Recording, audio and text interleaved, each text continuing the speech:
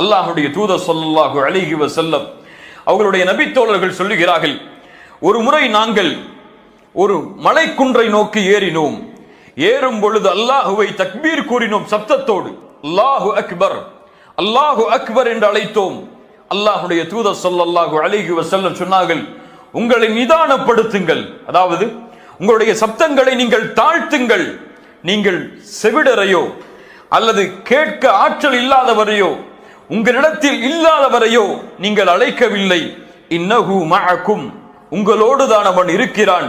இன்னஹு ஸமீஉன் கரீப், நீங்கள் பேசக்கூடிய அனைத்தையும் அல்லாஹ் ரப்புல் ஆலமீன் செவிமடுக்கிறான் என்று அல்லாஹ்வுடைய தூதர் ஸல்லல்லாஹு அலைஹி வஸல்லம் கூறினார்கள்.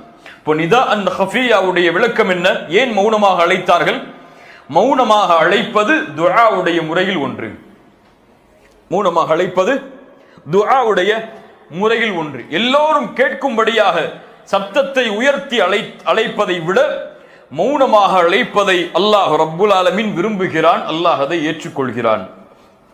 இரண்டாவது, இன்னாதா ரப்பஹு நிதாஅன் ஹஃபியா, ஏன் இந்த மௌனமான ரகசியமான அழைப்பு என்றால் அவர்களுடைய வயது என்ன?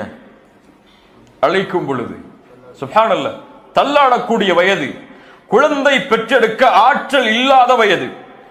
இதுவரை அல்லாஹ்விடத்திலே இந்த பிரார்த்தனையை கேட்கவில்லை, இப்போதுதான் கேட்கப் போகிறேன்.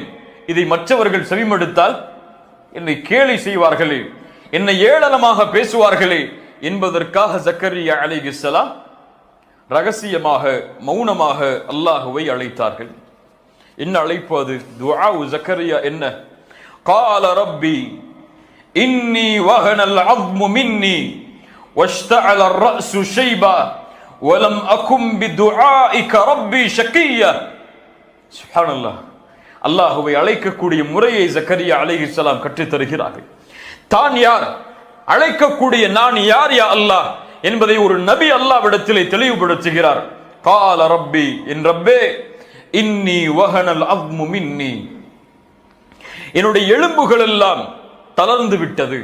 அப்படி என்றால் வயதாகிவிட்டது, என்னுடைய பலத்தை நான் இழந்து விட்டேன். என்னுடைய மனைவியோடு சேர்ந்து குழந்தை பெற்றெடுக்கக்கூடிய பலத்தை நான் இழந்து விட்டேன். என்னால் முடியாது யா அல்லாஹ், நான் பலகீனமானவன், என்னுடைய எலும்புகள் எல்லாம் தளர்ந்து விட்டது.